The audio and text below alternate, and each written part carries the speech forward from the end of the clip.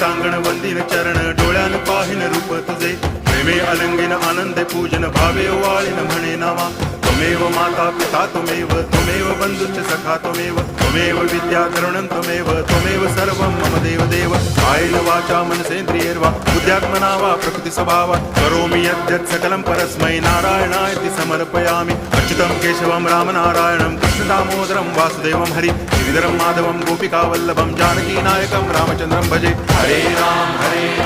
Ram Ram Hare Hare Hare Krishna Hare